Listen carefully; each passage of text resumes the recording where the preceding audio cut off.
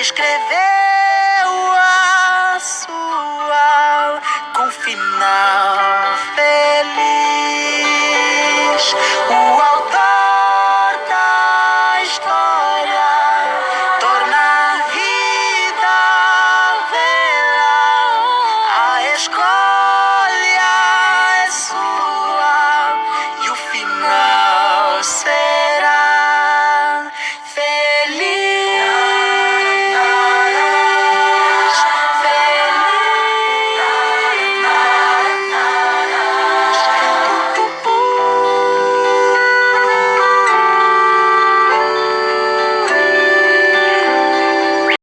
Olá, amigos e irmãos, estamos convivendo nesses momentos difíceis em nosso país, que é a parte da pandemia. Nessa situação onde é que cada um está tendo que ficar em quarentena, nós fizemos algumas ações para podermos estarmos juntos, podendo ler, estudar a palavra de Deus, podendo aprender e crescer espiritualmente.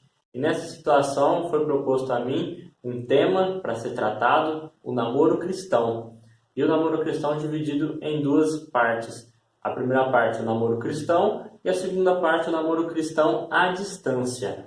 E nessa situação de namoro cristão, eu só venho colocar como a parte de cristão. Quem é cristão? É aquele que confessa o Senhor Jesus Cristo como seu Salvador e vive da maneira como Ele deseja que nós vivamos, da maneira como Ele viveu, como Ele andou aqui nessa terra. E assim, namoro cristão já é um namoro contratado por pessoas que conhecem a Cristo, pessoas que vivem de acordo com Cristo, pessoas que reconheceram o seu estado de pecado e hoje vivem uma vida nova. Hoje são chamados de filhos de Deus por causa que reconheceram o Senhor Jesus Cristo como seu Salvador. Assim como nós temos em João 1:12, veio para o que era seus, mas os seus não o receberam, mas a todos quanto o receberam, deu-lhes o poder de serem feitos filhos de Deus, aos que creem no seu nome.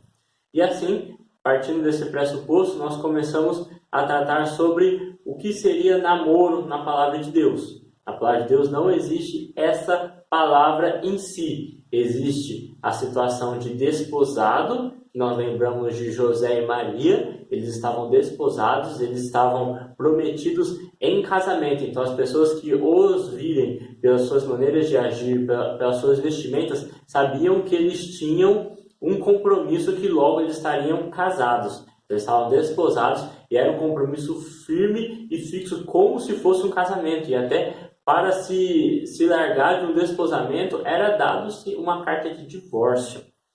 Para você ver como que era sério isso. E agora a gente também vai tratar sobre o namoro cristão. O namoro cristão deve-se, a princípio, colocar propósitos. Qual que é o propósito da palavra de Deus que o Senhor coloca para os cristãos? O casamento. O namoro tem o princípio e tem o propósito para ir para o casamento. Não tem essa palavra na palavra de Deus, namoro. Porém, existe o casamento. E o casamento nós entendemos que é algo sério, é algo fixo, é algo duradouro, até que a morte o separe ou que o Senhor Jesus Cristo volte e busque a sua igreja, o que ocorrer primeiro. Então o casamento é para o momento desta vida aqui.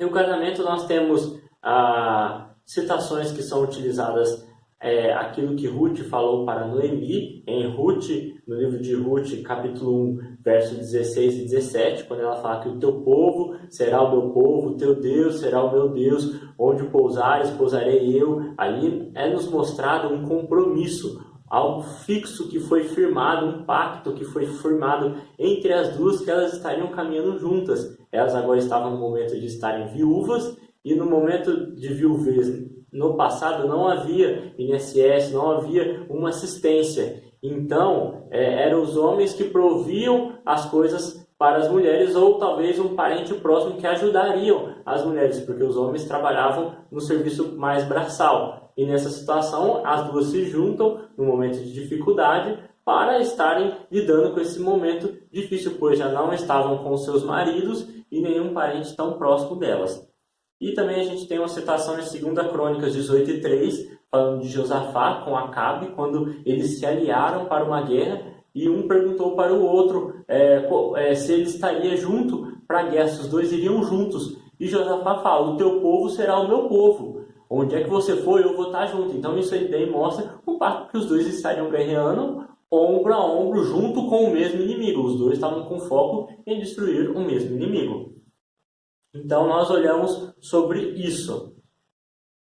Agora eu queria colocar um pouquinho sobre como você começa a pensar sobre o namoro. Quando você vai pensar sobre o namoro, você deve, eu penso comigo, eu sempre gosto de colocar coisas escritas, porque são coisas que, mesmo se depois eu passar um tempo, eu vou conseguir olhar lá e lembrar daquilo que eu tinha colocado como proposta, aquilo que eu tinha pensado, aquilo que eu tinha pensado para fazer, não fazer algo por impulso. E assim você eternaliza aquela emoção, aquele momento, aquele seu sentimento do presente em palavras. E começando como características. Então, para um namoro, você tem que colocar quais são as características que você pensa que a pessoa poderia ter. Então, você pensa sobre características físicas, características emocionais, características espirituais, que você pensa que isso seria ideal para você. E pense bem, tudo isso vai estar sendo norteado no ambiente que você vive. Ou seja, sobre os seus pais, sobre os seus responsáveis, sobre famílias ou casais que estão ao seu redor, que são importantes para você, vão ser norteados nessa situação quando você for colocar essas delimitações para o seu namoro, para a pessoa que você quer estar namorando, quais seriam as características dela. E também vai entrar sobre temperamento e tudo mais. Namoro, muitas vezes a pessoa começa o namoro de maneira errada. Começa pensando no afeto, começa pensando em solidão, começa pensando em desejos carnais. E essas situações são muito difíceis para os jovens cristãos. Porque hoje nós somos bombardeados com todo tipo de tentações, de desejos, de vontades que parecem ser necessárias, parecem que precisam e o jovem não consegue viver sem. Porém, quando nós pensamos na palavra de Deus, nós podemos analisar o que realmente deve ser feito para o cristão. Nós temos uma situação de desejo carnal que aconteceu em 2 Samuel 13:1, de um dos filhos de Davi, e ali é falado sobre que ele estava enamorado pela sua meia-irmã. Depois você lê o contexto e vê as coisas que aconteceram sobre esse enamoramento, sobre ele estar apaixonado por ela e depois sobre quando ele concretizou esse desejo, o que ele teve depois? Uma aversão. Então isso não era um desejo concreto, isso aí não era algo fixo, não era algo duradouro. E depois a gente tem sobre 2 Timóteo 2:22, até meio fácil de guardar, né? 2 Timóteo 2:22. E esse daqui eu vou estar lendo junto com vocês. 2 Timóteo 2:22.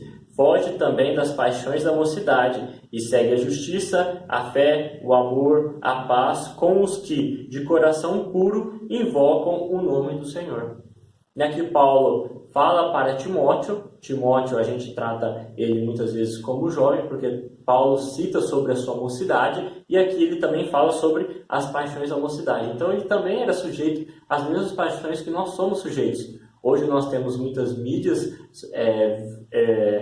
visuais que talvez pioram isso, mas também melhoram por isso, tá vendo? Nós estamos compartilhando a palavra de Deus através dessas mídias. E o que é tratado para com Timóteo naquela situação? Que ele deveria fugir. Não era ele tentar enfrentar, não era ele tentar lutar. Era ele fugir das paixões da mocidade. E como que ele iria fugir disso? Seguindo a justiça, fé, o amor e a paz. Mas com quem? Paulo aqui já trata. Com os que de coração puro invocam o nome do Senhor. Então, um namoro cristão, para se começar, você também deve buscar auxílio em pessoas que com o coração puro invocam o Senhor. Não pessoas que falam sobre o Senhor, não pessoas que pensam sobre Deus ou que têm alguns versículos decorados, mas pessoas que vivem.